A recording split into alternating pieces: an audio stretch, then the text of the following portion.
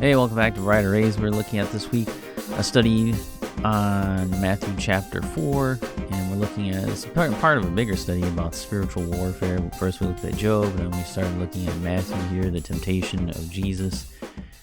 And we're at the last point here before our conclusion, and that is that Jesus used the weapon to defeat the enemy, used the word of God to finally defeat him and make him go away. So Jesus teaches us that the word of God is enough to defeat our enemy. We don't need superpowers. We don't need a new revelation from God. We don't need miracles and signs and wonders. All we need is, it is written. That's it.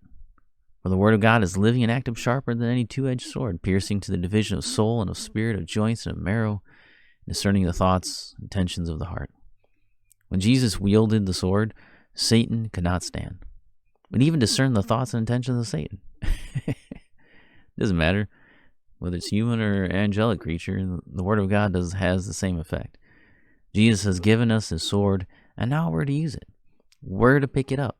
We're to use the same sword. We are to use, it is written. James 4:7 says, "Submit yourselves therefore to God, resist the devil, and he will flee from you."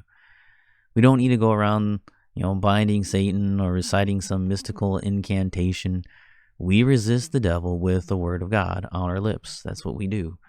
We draw near to God by and through his word, and he will draw near to us.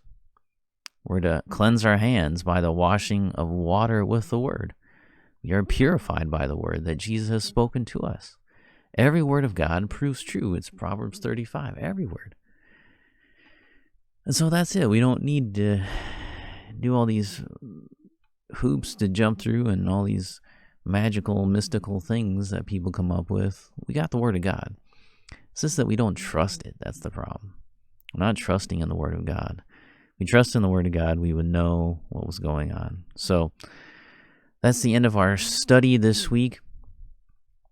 And, I was thinking about, you should look at John Bunyan's Pilgrim's Progress.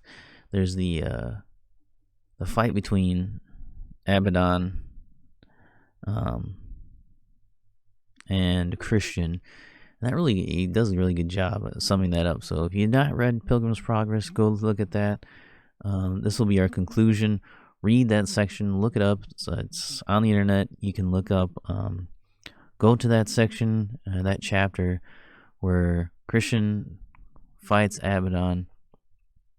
And it's a good kind of conclusion to our study here on this week, how the sword of the Spirit is what saves Christian.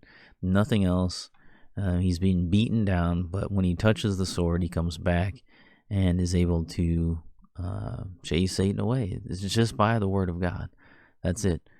So really, Bunyan takes this passage, this idea, that's the word of God that defeats Satan, and makes a great story of it. So check that out. And so we'll conclude with that. My conclusion is that, so you won't have a concluding video this week, but read that tomorrow. Take a look at it. You can look it on the internet. Just look up Pilgrim's Progress. It's public domain, so you can read that. And that really caps off this whole week. So hope you enjoyed the study this week. Come back next week, and we have one more study in our spiritual warfare study here. And we'll take a look at how we need to use the weapon. Spend a lot of time taking a look at it is written for us.